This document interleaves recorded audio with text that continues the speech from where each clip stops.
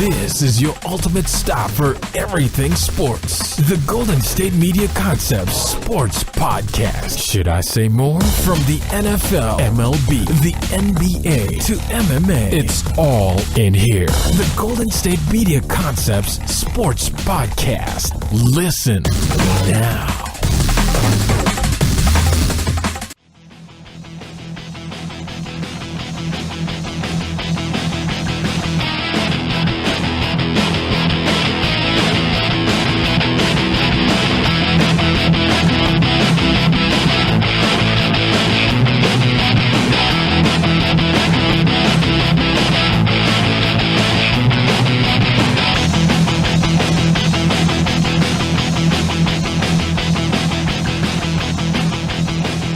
And welcome to the GSMC Sports Podcast, brought to you by the GSMC Podcast Network. I am your host, Jeff Malinoff, and with me once again is Mark Souza. We're going to be talking about the Yankees-A's wild card game that happened last night, as well as the divisional round matchup between the Yankees and the Red Sox. That's going to be coming up very shortly. We also are going to be talking about the Thursday Night Football matchup between the Colts and the Patriots. A rivalry renewed. I'm going to put a question mark on that. We also are going to be talking about the college football, kind of like blowouts that are going to be happening this week, most likely, but we'll get on all that later. We're also going to be talking about the return of the NHL, as well as the Jimmy Butler trade to Miami, as that's getting more progression as we continue on to the week. So we'll talk about first the Yankees and A's. Yankees won 7-2 off two big home runs by Stanton and Judge. Really sealed the deal for the Yankees. You picked the A's. I picked the Yankees. I was correct on this one, but congratulations. Yeah, thank you. By the way, but I expected more of a close game, but it just Stanton and Judge really put this one out of reach for the A's. Don't you think? Yeah, I mean, I also predicted not just an A's win, but I thought that it would be, like a 6-5 game. That's what I predicted. I mean, the Yankees did score 7. Yeah, the Yankees did their part. Close. The A's did not do theirs. Yeah. People thought like Chris Davis was going to be clutch again, which I totally get that. He's been clutch this whole season, but he was pretty much the only guy who did anything. He the only guy that actually contributed to offensively, but you can only do so much, and the rest it just seemed like this was going to be the Yankees' time to win. Yeah, and yesterday we were talking about the game, looking at the pitching matchups between Severino and how the A's were going to roll out Hendricks, a relief pitcher, to pitch the first inning, possibly the second, before giving way to other pitchers. So it was a move that was interesting, and I think it, leaves a lot to be scrutinized this morning, wouldn't you say? Yeah, and like going back to Chris Davis, like he had 4 at-bats with only 1 hit, so he went 1 for 4 with 2 RBIs, and his 1 hit brought in the only 2 runs for the A's in that game. So even though he didn't do that well, he also struck out twice. He did bring in the only 2 runs the A's had, so there was only a couple of hits for the A's. There was not really much to go on. They only had 5 hits this game, but the Yankees only had 7 hits with 7 runs. So it really shows that the Yankees got the hits when they needed to with runners in scoring position. When the A's had the opportunity to score, they really kind of floundered. Absolutely. That was the story of the game right there. It was 6-0 by the time that Chris Davis hit those 2 runs in the 8th inning, so it was basically over by that time. So the Yankees won 7-2. You made a couple of really good points there about the box score. What stands out to me the most? A 7-2 win, 5-run gap. The A's were 0 for 6 with runners in scoring position. They left 9 on base, whereas the Yankees left 3 on base.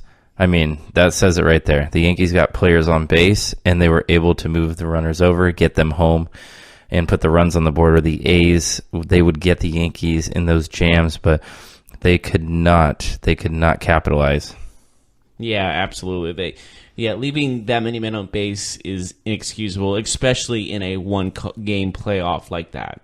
That should not be the case. Yeah, and the A's didn't have too many hits, but the Yankees were helping them out by walking runners. I know Severino, a couple innings there where he put hitters on base by walks. So that's the story of the game. The Yankees capitalized on the A's mistakes, the opportunities that the A's pitching staff provided for them, while the A's hitters did not do the same.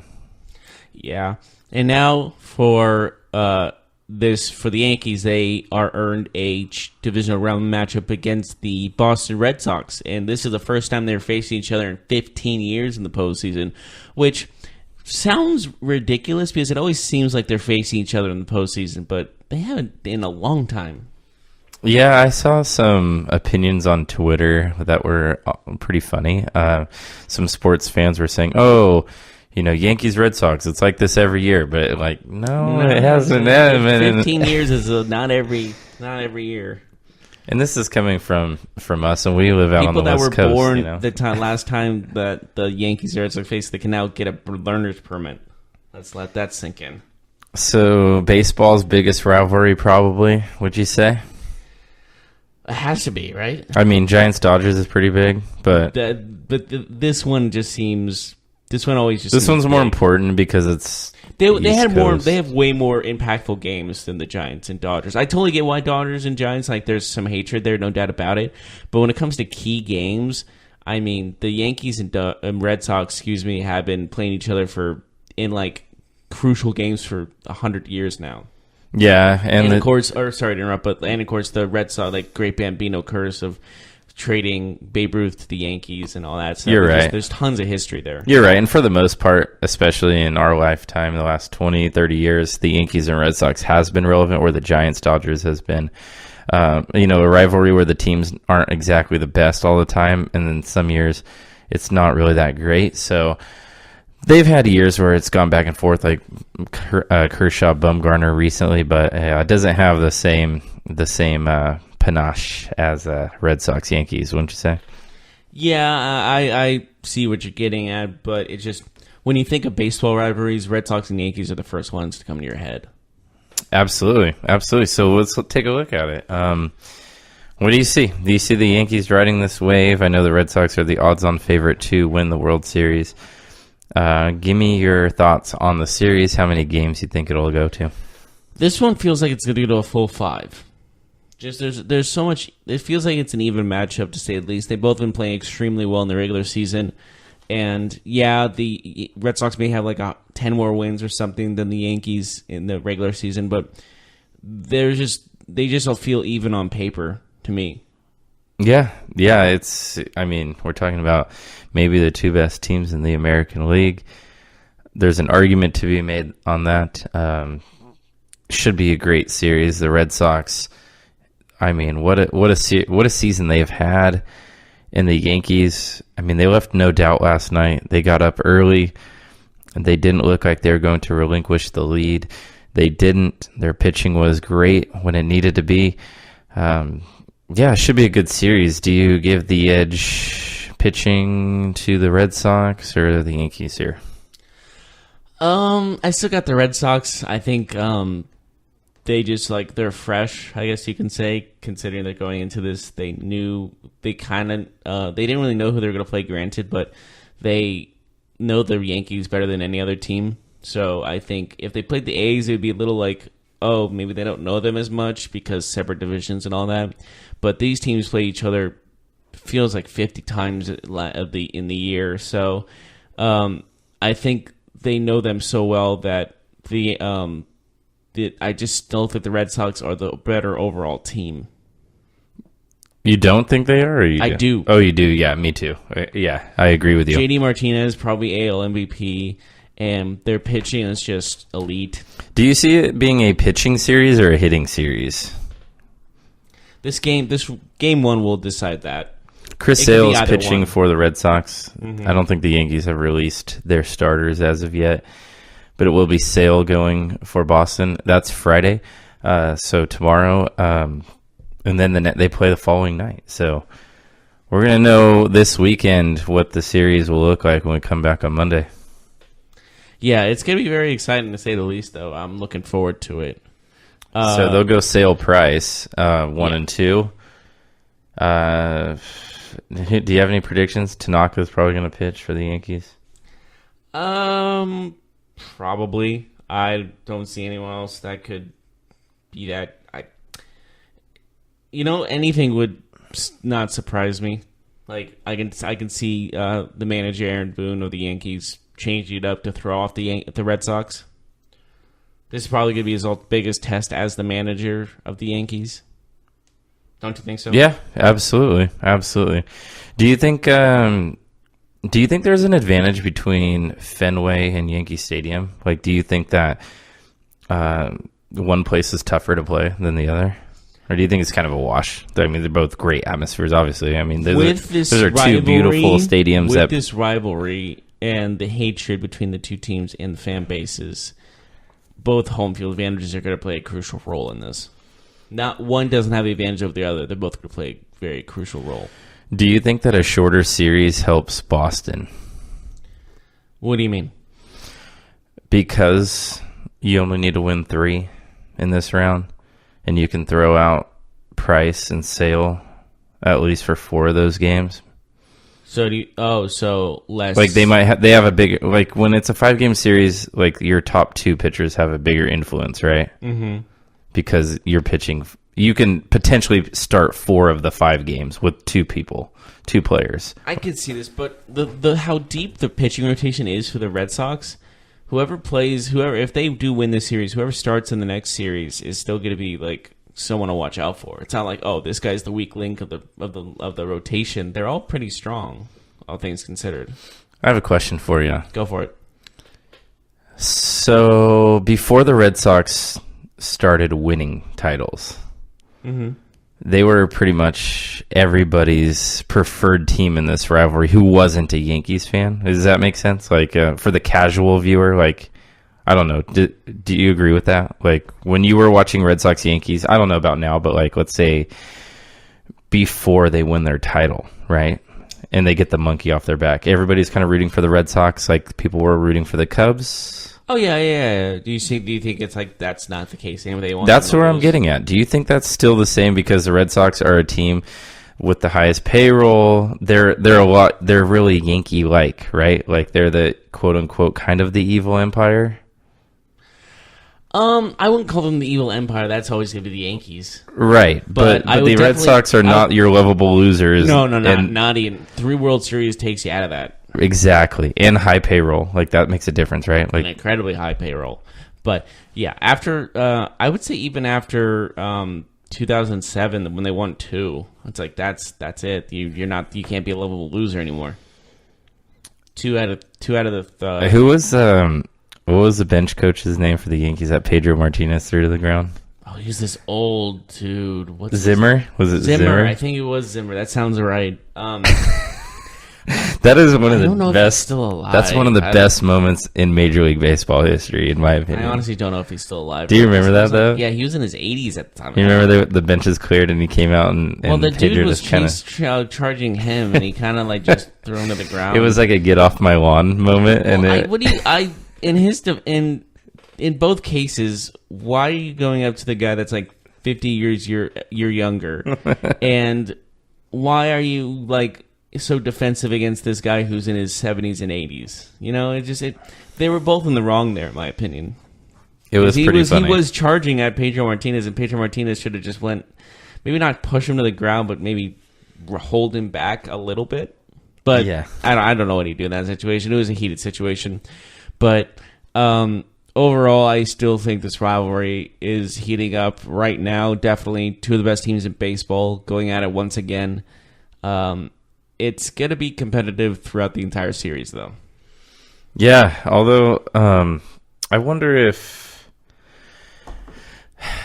we always talk about momentum in sports. Mm-hmm. And I feel like baseball wildcard teams tend to make more noise than, let's say, other lower-seeded teams in other sports. Would you agree with that? Or is that just maybe an opinion that you disagree with that I have? Wait, say that one more time? I feel like wildcard teams, and I get it, in baseball there's only 4 teams that advance past the wildcard game round. Mm-hmm.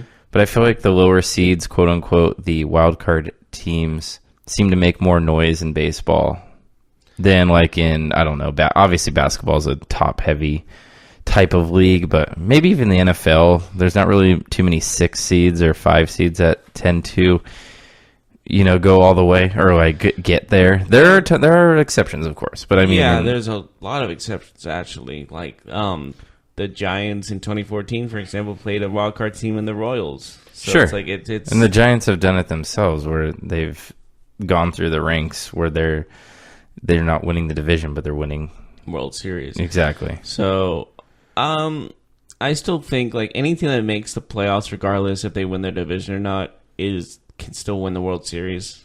Like any team just has the capability. Like any team could be on that hot streak at the end of their run. And before we go to break, do you think that home field advantage is less important in baseball?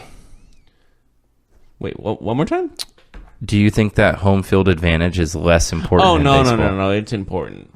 No doubt about it. Just as important as basketball and football, would you say? Like NBA and NFL? I would put it up there, yeah. I think just having that as just having the home crowd is just a different feel, a different environment, a different situation than when you're playing against a team that's when you're playing against a team with that same fan base attacking you.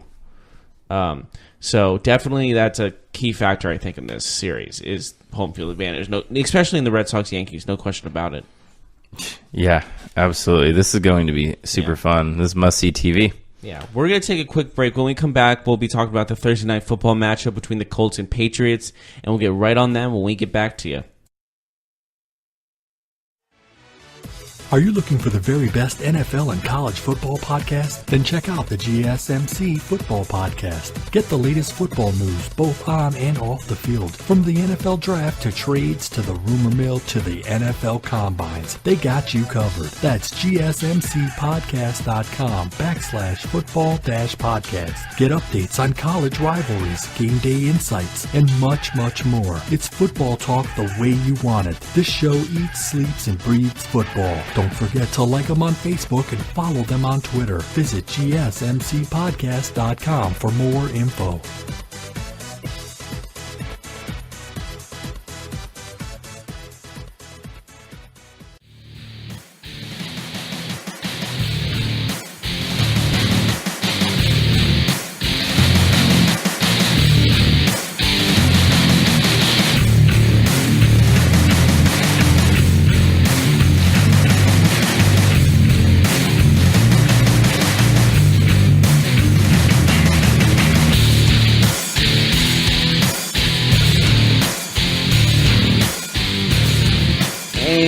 Welcome back to the GSMC Sports Podcast. We just finished talking about the Red Sox and the Yankees divisional round matchup that's been set. And now we're going to go on to the Thursday night football matchup tonight between the Colts and the Patriots. And you have some injury lists for us about this game? Yes, I do. I just had that up here. I know for the Colts starting running back Marlon Mack will be missing another game. I know that Costanzo, the offensive lineman for Indianapolis, is questionable. He may play. There is a chance. Denzel Good, also starting lineman for the Colts, he will not be in uniform. And Jack Doyle will not play. Tight end for one of Andrew Luck's favorite targets will not play. Of course, he is injured. So any of those injuries affect tonight? Maybe Marlon Mack or one of the linemen? Definitely one of the linemen, because it just that's I feel like that's more of a key than people realize. It's an unstatistical position, sure, but it's still a key. It's the biggest key you would need in a team like that. And with a starting lineman out, that puts a huge factor into who's going to win this game. Absolutely. And the Patriots are relatively healthy. There are guys like Gronkowski that are on the injury report, but they're expected to play. I know he's dealing with an ankle problem. Josh Gordon's dealing with a hamstring, but both men are expected to play. And they do get a boost with Julian Edelman coming back today. Do you think that'll boost the offense for Tom Brady? I'm sure it'll put the Colts. I'm sure he's on the Colts' radar, like defensively wise, and he's probably gonna put some key. He might make some key catches or make some openings for other receivers like Gordon or Gronkowski. Yeah. Do you think, because the Patriots have really used James White out of the backfield a lot this year in those pass catching roles, moving the chains, Tom Brady is a master at those 5-6 yard dump offs to put himself in second and short, third and short situations. Do you think that his role will be affected because Julian Edelman is such a good short to medium range passing option? Definitely short range. He's gonna be. I feel like he's gonna be rusty going into this game just based off the suspension, but I definitely see him being a go-to for Brady in just some short passing games and quick yardage plays. Yeah, so this Thursday night game, I don't think it's going to be as exciting as last week's Rams-Vikings. That game was a fun game to watch. A lot of points, a lot of ball movement up and down the field. So it was exciting for the fans. Do you see it being exciting tonight, or do you think we'll get a dull Thursday night football game? To be determined for me, because it could go either way. Mm-hmm. Because it's Thursday night football. Do you see how many injuries you see in this game happening? Yeah, it seems like Thursday night is a magnet for injuries, with players coming off short rest, not being able to properly nurse minor injuries that can lead to bigger deals. So the Patriots are favored by 10 points in this game, which would say that it's a blowout tonight. Would you agree with that?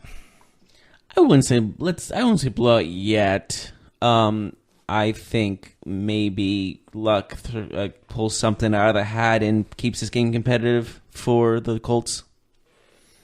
Right. And the Colts come into this game at 1-3. Andrew Luck, I guess positives for the Colts is that Andrew Luck has looked a lot like his older self, especially in the last couple games. I don't know if he's still affected by his injury that kept him out for quite some time, but would you say he's looking like his old self, or do you think he's maybe going to take more time to kind of get back into it? That's a good question. It could go either way, really. He could explode at any moment, but again, it could be a long fuse. It really is a, well, I hate to say it again, but it's a coin flip. Because this guy he can be consistent or incredibly inconsistent. But he's more inconsistent than consistent. Do you think that Andrew Luck will oftentimes throw interceptions or, try to do too much sometimes because there might be a lack of talent around him, though? I can totally see that. I think that's what's maybe not going through his mind, but he thinks he needs to do more than he has to help the team win. Because I think he's incredibly intelligent, and there are times where he does things where I'm like, why would you throw that? That's such a risky play, But then you look at the score or you look at the team, and it's like, well, he's probably thinking, we got to get this one, or else, we're going to lose another game. Mm-hmm. Yeah, absolutely. I think he's putting too much pressure on himself. Yeah, and he's a guy that how he is. He's very professional. He takes the criticism. He takes the blame. But yeah, there's only so much he can do, and I think he's playing well. But I don't know. For me, the Colts are just kind of deficient on both sides of the ball. Their defense is not good. Their offense is not good. I mean, their starting running back is Marlon Mack. Their offensive line still isn't very good. T.Y. Hilton's a good player, but I mean, who else? Jack Doyle's on that offense. He won't be in tonight. Eric Ebron. Jack Doyle's not really a barn burner for me by any means. He's just a guy. He's just a guy that's reliable, but he's not. They're not. It's not a plus at that position. It's just kind of like, eh. Yeah, a lot of that. The team is still in a rebuilding period. Definitely. They're not going to make any heads turn this season, I don't believe, by any means. So for the Colts to win tonight, what needs to happen? Give me one stat or one player that all needs the planets to have to align. There must be multiple prayers by multiple people at a certain time. From Indianapolis? Yeah. No, I'm kidding. But I would definitely think that this offensive line needs to give Angelo more time. And they give him more time to make plays, and he will make those plays. It's interesting you bring that up because the Patriots do not lead the NFL in sacks, but they actually lead the NFL in pressure rate. They're pressuring quarterbacks at 39% of dropbacks. So that would make you assume that Andrew Luck's going to have to get rid of the ball quickly in order to avoid sacks. Yeah, and if he is pressured throughout this game, he's going to make mistakes. We've seen that happen even this season already before. And so hopefully he'll get more time to throw. If he gets more time to throw, he can make plays. So if that line gives him time, then I can see this game can be competitive. If he's pressured throughout this entire game, then I don't see any offensive fireworks from the Indianapolis Colts at all. Yeah, and I think that I think the running game can be Andrew Luck's best friend today, / Colts coaching staff's best friend, because I think the Patriots are going to score points. I think we can agree on that. Wouldn't you say? Yeah. The Patriots are going to put up points tonight, so in my opinion, the best strategy... They always point up points, even when they lose. Exactly. Most games, they are, especially with Edelman back, the offense is going to be a little bit more dynamic already. So, but I think that if the Colts can run the ball effectively, I'm not saying that they need to run for 200 yards or anything like that, but I think they need to put drives together where they're mixing between run and pass to keep the Patriots defense off balance, because the Patriots, you do not want to get into this game where you're chasing a 10-point lead, a 14-point lead, and you're just allowing Andrew Luck to drop back and avoid rushers left and right every single play. I got a question for you. I talked about this, Jesse, before you, and we were talking about how the Patriots dynasty might be at its deathbed, and it could be the end sooner rather than later. Do you agree with that? Yeah, absolutely. I mean, let's just talk about Tom Brady. Like, how many more years does he have? 2? Well, he did win MVP at 40. Sure. Put that in respect, but no other. But you can be MVP at 40 and then be out of the league at 42. Oh, I absolutely agree with that. But the Patriots team has been good for 17 years. 17 years incredible. Competitive and winning seasons and all this stuff. I don't think any other team has that longevity of being that dominant in the NFL. No, I don't. I wouldn't say so. That it's an incredible run. It's obviously one of the dynasties in the NFL. But yeah, I mean, you said how long. For me, I think this is maybe the weakest Patriots team that we've seen in a few years this year. Oh, absolutely, I agree with that.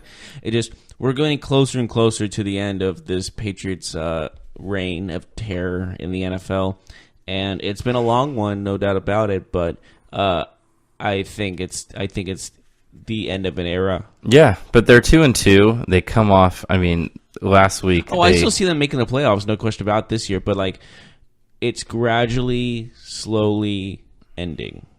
And that just kind of goes with it's going to pick up the pace sooner rather than later. Yeah, I agree. I think if I was looking ahead, I'm not sure what the division will look like next year. It's something that we need to talk about too. The Patriots have been great. This is not to take anything away from them, but the AFC East has been brutal in the 17 years. Yeah, absolutely. I mean, who was Brady's biggest nemesis during this time? Mark Sanchez? Eli Manning? I mean, in the AFC East. Well, Mark Sanchez did go to back-to-back AFC title games, but his defense was elite. So was Mark Sanchez his biggest adversary in this run? Because it's not Tannehill. Chad Pennington? He was in the AFC East. Chad Henne, Chad Pennington. Who the Bills have? Chad Pennington was pretty decent. Fitzmagic was once a Bill. I wasn't even talking about the Bills. I was talking about the Jets. Well, I'm talking about all of them. And the Dolphins. Yeah, Henne and Tannehill and a bunch of other Miami Dolphins quarterbacks that aren't worth mentioning. There's been, the Patriots have had one quarterback basically for 17 years. And how many quarterbacks have, the Dolphins, Jets? Or the Browns had. Well, no, I'm not even looking at the Browns. Look at the AFC East. Sure. The Patriots have had three starting quarterbacks the last 17 years, and Brady and Matt Castle in 2008 when he got hurt, and Jimmy Garoppolo during that suspension time. So those are the three guys that have started as starting quarterback for the Patriots in this ring of Brady and Belichick. Yeah. So, and how many have the AFC in the AFCs, like looking at the Dolphins, Jets, and Bills? How many quarterbacks have been through them? I'm not sure, but I'm sure Dolphins, Jets, and Bills fans could tell you. It feels like at least 10 different quarterbacks combined In the last 17 years? Yeah. I would say more. 15? That's not like players who have started a game? Because the Buffalo Bills have had like 3 starters in the last, I don't know. Mm-hmm. I'm just trying to think like what, but have there been like, oh, this is gonna be the guy type of thing for each team? There hasn't been. I would say that in the last 17 years, the Jets alone have put 7 or 8 quarterbacks on the field. Yeah, but it's just like, have they made one guy like the starter?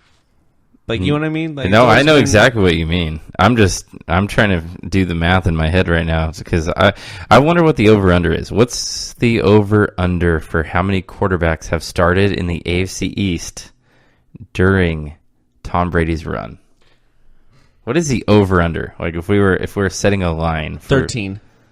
I'm taking the over every single time. I would say that the over-under is probably in the last 17 years. Okay, all 3 of those teams. 23. I would say that's a better number. 23 over under. Go there. I was trying to be gentle. Didn't the Dolphins start Cleo Lemon?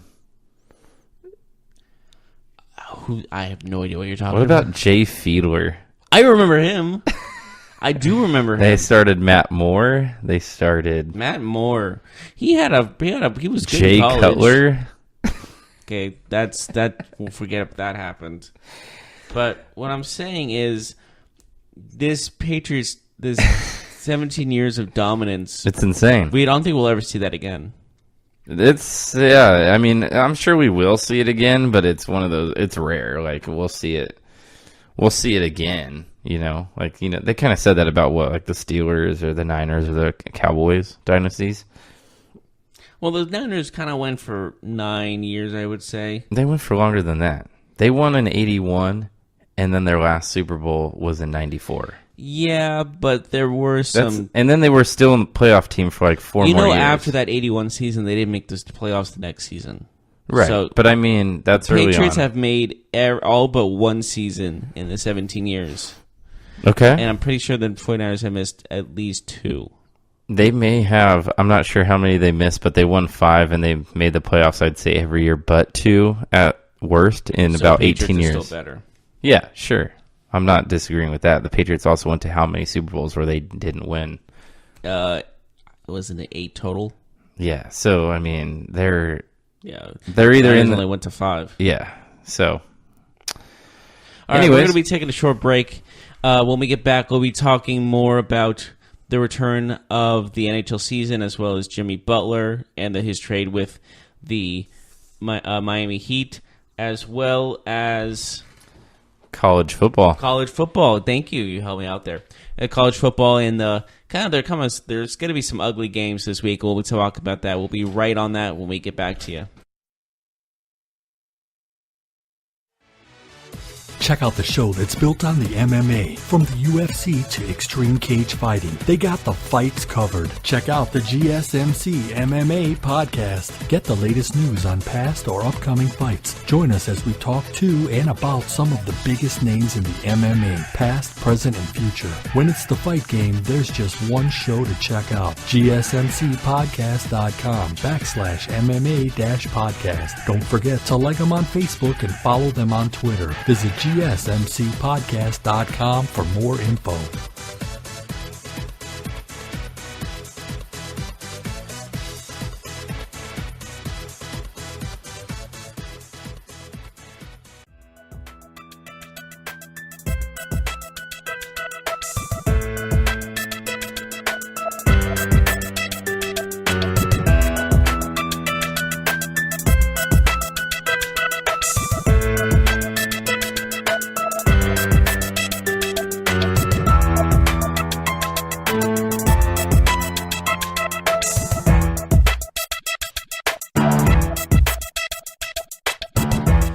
And welcome back to the GSMC Sports Podcast. We've talked about the AL Wild Card as well as the Red Sox versus Yankees. We've talked about the Thursday night football matchup between the Patriots and Colts as well as the Patriots' run in the last 17 years. But what is your guess on the score for the Thursday night football matchup tonight? Tonight's game, I see the Patriots taking care of business at home. I will go with a 31-20 Patriots win. I was also going to say 31 for the Patriots, but I was going to say 14. So 31-14? Yeah. Okay. The Colts have not proved much to me yet. Yeah, I think it's tough. They're going to go on the road into Foxborough. The Patriots are coming off a big win where a lot of people, a lot of players on their team got some confidence. They're feeling good about themselves. So I think they take care of business at home. Yes, so we're going to go into the college football now. One of the games I want to just talk about a little bit is the Alabama versus Arkansas. Alabama is 35-point favorites. That's insane. And it might not be high enough. That's the thing. Do you? I know kind of why these blowout games happen, but I feel like you should play a competitive team every single week. Well, I mean, they're in the same conference, though, Arkansas. Yeah, but it's 35 points. It's 1-14 versus the best team in college football. I'm not a big fan of the huge 50-0 blowouts that these games happened with. Do you agree with that, or do you like these blowouts? I mean, I like competition, so it's never fun when you're. My gripe with college football is when an Alabama will play team, a small school in the first couple weeks of the season where they're going to put up 75 points. That's my gripe, at least Arkansas. I mean, it's conference games, so what can you do?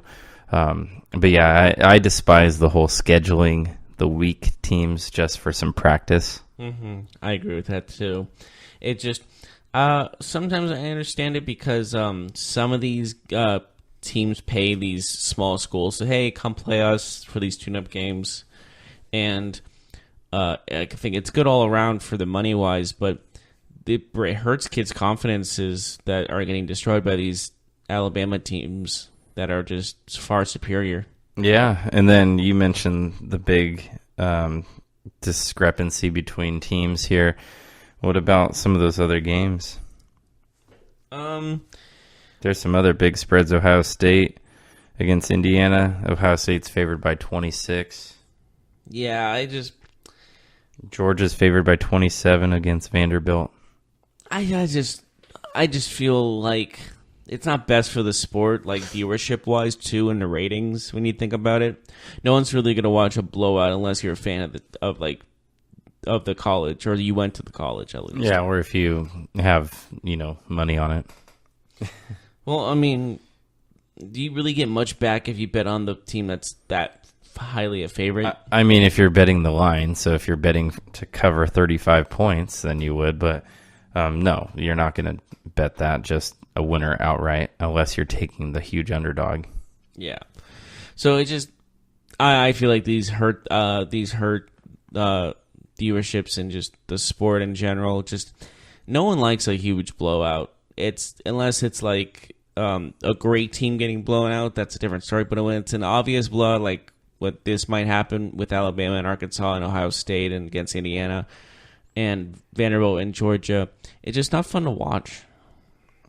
Yeah, you're right. I mean, oh look, they scored again. Oh look, they scored again. Oh look, they scored again. You know what I will say though? That's my opinion. It's not fun to watch. Opinion. It's not fun to watch until it is, and I mean, it's not fun until Alabama's in trouble in the fourth quarter. This is actually a football game where they've made a bunch of mistakes. Great. If there's an upset, that'd be awesome. That's great. But that's what I'm saying. It's not interesting until it's super interesting. Yeah. But you kind of go into that game figuring what's going to happen, and 9 times out of 10, that's usually what happens.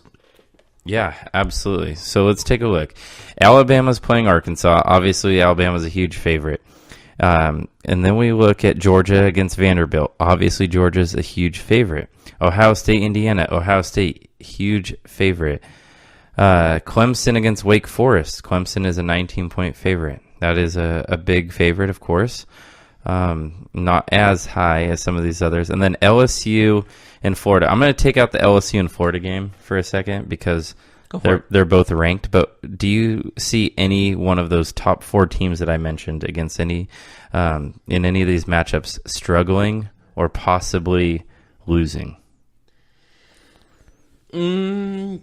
Like Alabama, Arkansas, Ohio State, Indiana, Georgia, Vanderbilt.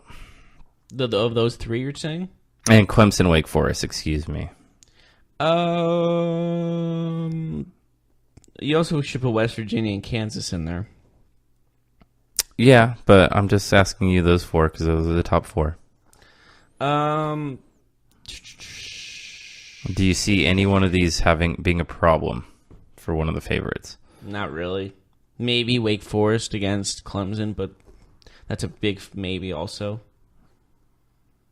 Yeah, maybe as well. I don't see any other. Wake Forest is at home, so I could see it happening. Yeah, but I don't. That kind of one of the main reasons I picked Wake Forest, and they have probably the better record than any other team. Yeah. So 3-2. I would say you're probably right, but just for the sake of argument, I'll say that Ohio State has a little bit of trouble with Indiana. We'll see. We'll see what happens. Yeah. Okay, so how about we talk about an interesting game. LSU, number 5, against Florida, number 22. It's at Florida. It should be a tough game. LSU is actually a slight favorite, 2.5. So it's one of those toss-up type games. Your favorite? Well, first we'll talk more about other games in college football tomorrow. But right now, this game we're talking about, with LSU being the favorite, it's still close to call. They're on the road. Who do you got? You first.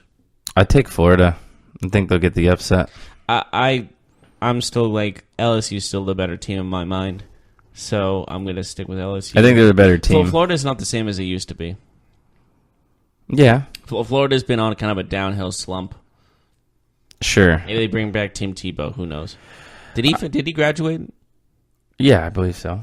No, yeah, because he was like the most successful college quarterback. Well, that doesn't mean he graduated. Yeah, but to be that title, you have to have like multiple years. So Yeah. Okay. But Florida, I like their defense.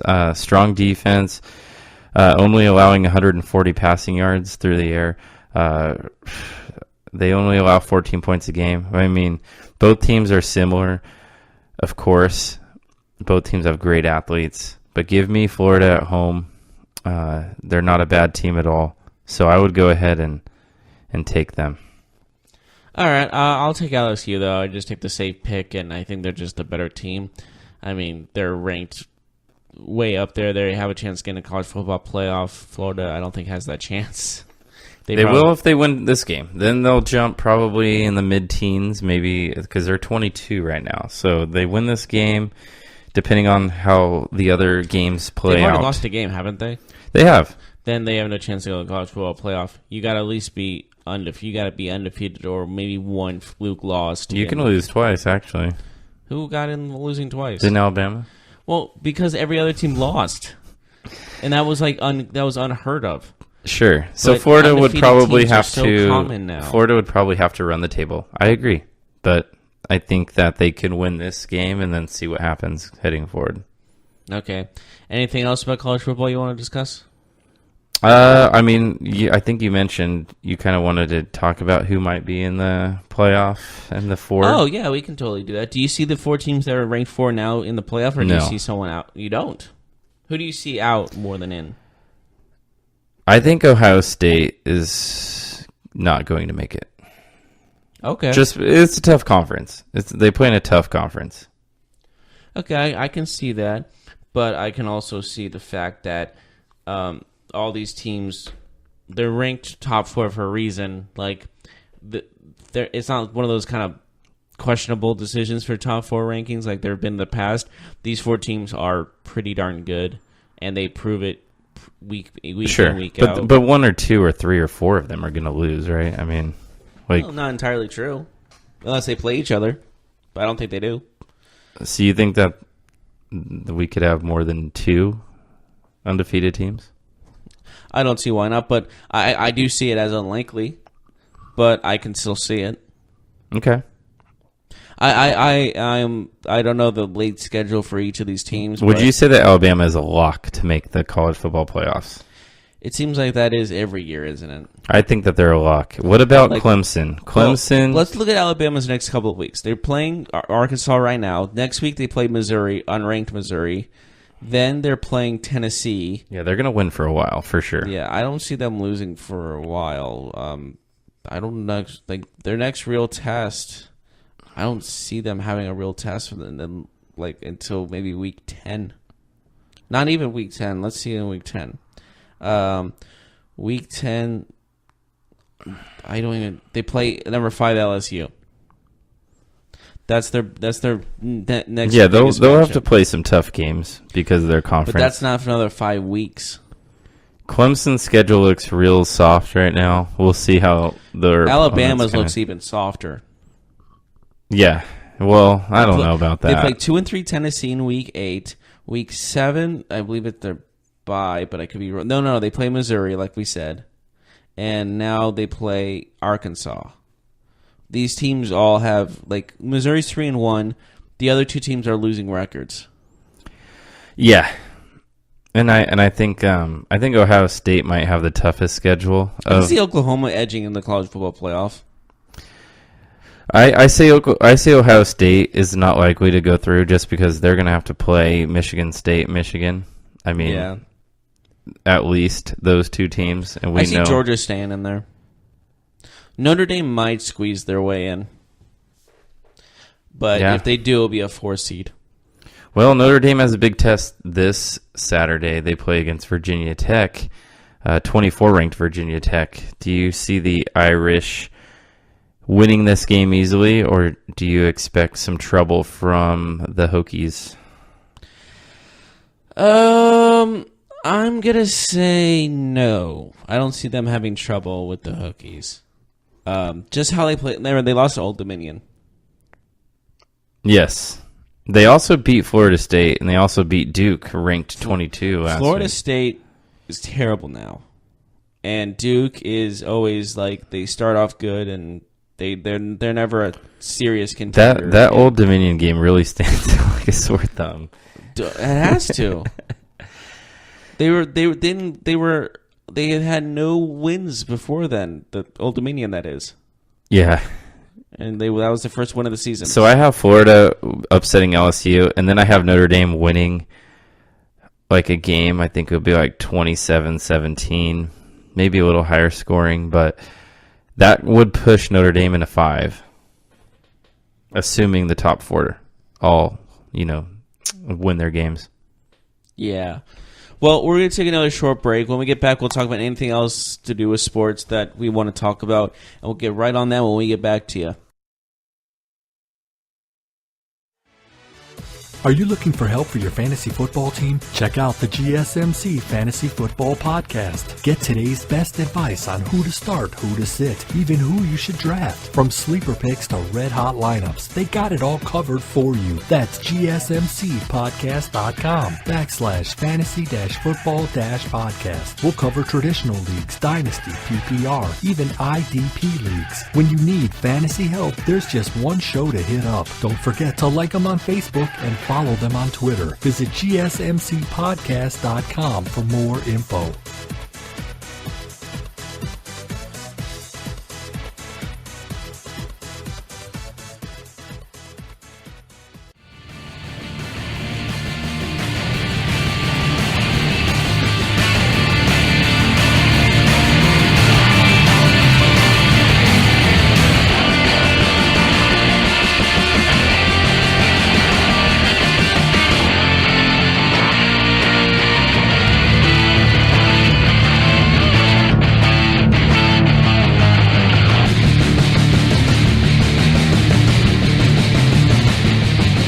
And welcome back to the GSMC Sports Podcast. We've talked about the American League Divisional Series between the Red Sox and the Yankees coming up. We've talked about college football. We've talked about the Thursday night football matchup between the Colts and the Patriots.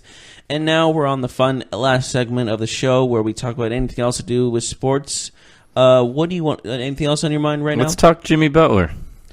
All right, then. He's probably going to be traded to the Heat, but looks like they're asking for a lot. Like, they keep asking for way too much. Then the Heat are asking for too much, or you mean the Timberwolves? Yeah. What was that? They wanted Ben Simmons from the Sixers. Did you hear about that? Yeah, I would have kept Simmons myself. Of course. Like, no, if I'm sorry, I can't talk right now, but that's an embarrassing thing to ask for. Like, don't you think? Like, hey, I'll give you Jimmy Butler, but you're gonna give me your franchise point guard. Like, yeah. Well, I wouldn't call him let's not call him a franchise point guard. Ben Simmons is a franchise point guard. Potential. Stop it. He had 1 point in one of the playoff games. Stop it. What? I'm sorry. Ben Simmons has not showed me he can be an elite player yet. Wow. What? Okay. He did nothing in the playoffs. Get it done then you can impress me. Okay, it was his first season. Really? 1 point. He had 1 point in one game. How do you do that as a point guard? He's not a shooter. I don't care. 1 point is no excuse. Regardless. Okay. He's a bright up-and-coming star. Wouldn't you say so yourself? I would say that, yes. But so are we going to trade... Right, am I going to trade you my brightest... Maybe not brightest. Embiid is pretty bright. He's a pretty good player. But am I going to trade you my bright young point guard for Jimmy Butler, who, I don't know, like, can we rely on Jimmy Butler to be a franchise player? Like, what has he done? I wouldn't put him, like, up there. He's a really good player. Don't get me wrong. I'm not trying to discredit Jimmy Butler. He's good. But, like, did he win anything with the Bulls? You talked about Ben Simmons and his lackluster playoff performance. Has Butler led a team... Oh, I'm not saying he's better than greatness? Butler. I'm just saying he's not this elite guy you've been saying he is. Not yet, anyways. He's on his way. He's on, but he might as well be. I'm not saying he's not gonna be. I'm just saying he You still probably has would a have lot to thought. prove. You probably thought LeBron wasn't that good when he was a rookie. He took the Cavaliers to the NBA Finals in like his what? It was 2007, so it took him 4 years. Yeah, you probably were like, "Oh, this guy's not very good." Like early on. Well, okay, LeBron led the league in points in like his second year. Ben Simmons didn't. So yeah, we'll see how this goes, but that's an embarrassing as LeBron offer. came into the league, he was already a top 5 player. Ben Simmons is not. I don't know about top 5, but I get what you're saying. Yeah.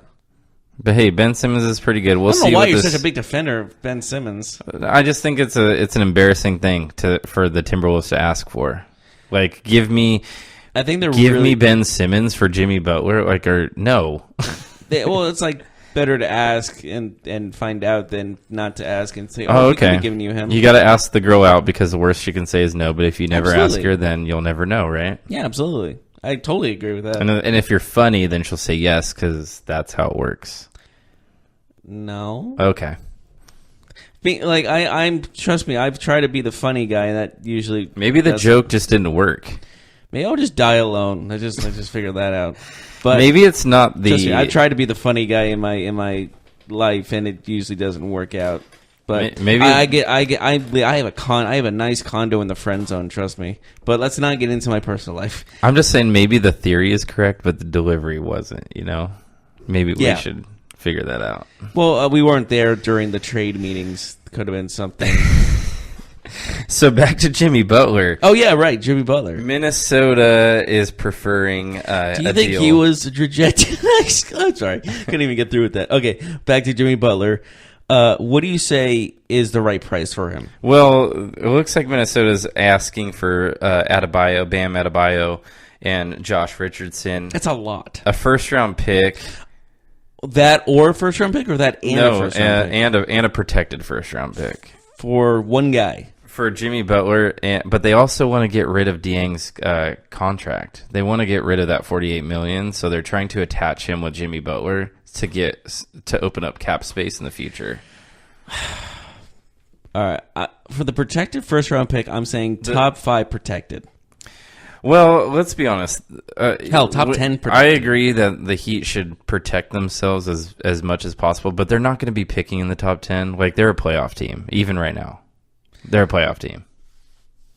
Yeah, but just better be safe than sorry in that situation. I agree. If you just said if you don't ask, you can't get it. Yeah.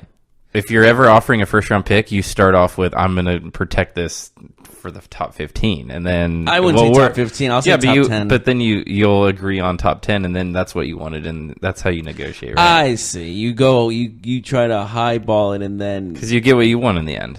It's a negotiating tactic. Like it's like negotiations 101 over here. It's like when you're asking for a raise at work. I want a 20% raise. We can't give you that. We can't give you 15. Oh, that's what I wanted in the first place. Yeah, and really you would have been happy with 5. But you got 15. I wouldn't want 5%. I would. If you subscribe to this podcast, you're getting free career advice. For this five minutes of this sports podcast, just wait until the last 10 minutes of this hour podcast, and you get career advice and relationship advice. If you would like personalized one-on-one advice, my Venmo is. No, I'm just kidding. Oh my god! How dare you? Anyways, Jimmy Butler. Do you give up a first-round pick for him? Yeah, I would. I mean, if that's the deal, if Miami wants Jimmy Butler and it's just going to cost him Adebayo, Josh Richardson, and a first-round pick, I think it's fine. First-round picks, especially if you're picking in the 20 range, like I expect Miami to. I mean, does it matter? It's a crapshoot. I get it, because Miami could drop. You never know. So if they add Jimmy Butler, you don't see them being like a top 6 type team in the East? I could see them in the playoffs, but again, you never know. I would be pretty shocked that if a Jimmy Butler Miami Heat team did not go to the playoffs. I'd be pretty shocked if Wade's final year. I mean, Wade, I don't even really count him, but when you think about a final year guy, you always think like he's gonna try his best to finish off his career strong.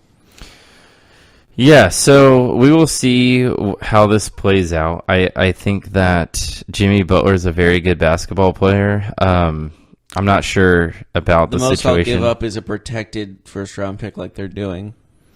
So if you're it's got to be like top 10 protected for me. It's probably... I don't think it'll be top 10, if I had to guess. Maybe top 5? I guess... All right, so if you're in Miami, would you do Jimmy Butler? Would you take Jimmy Butler and give up Adebayo, Josh Richardson, and a protected first-round pick? Let's say top 5 protected. Give me another player from Minnesota. Make it 2 for 2. Well, they're trying to get rid of Dieng's contract. Like, I don't want his contract though. He's not a bad player though. That's a dirty contract though. It's $48 million. I mean, I agree. It's a lot. That's a lot of money. I mean, he's a decent player. I don't know. Like, I get it. He's not terribly young. He probably is what he is. So he's definitely overpaid. I would agree with that. Mm-hmm. And they don't need him. That's the thing. Minnesota doesn't need him. They have Towns. Like, they don't need another center making $48 million. True. We're closing in on the final minutes about the podcast for today. Do you have last words about anything in sports? NHL just started. I'm not sure at this point what we can expect. That's the beauty of NHL hockey. Is so fun to watch, especially in the playoffs. I cannot wait for the playoffs. Yeah, so not everybody has played so far, but a few teams played yesterday. We saw the first championship banner of the Washington Capitals dropped for the first time in their history. So that was cool. That was cool. That was a cool thing. Long time coming. But if they repeat, who knows? But this is going to be a very competitive season for sure. Yeah, absolutely. And playoff hockey is so much fun. Even if you're not a huge fan of the sport. If you're not a fan of hockey, watch playoff hockey. Yeah. You will be entertained. You don't have to You'll become a fan. I almost guarantee it. Yeah, you don't have the energy, the excitement, the atmosphere. Even just by watching on television is crazy for hockey playoffs. It's super exciting. I love watching hockey playoffs. Every shot on goal, your heart skips a beat. Yeah. If you're a fan of the team, that is.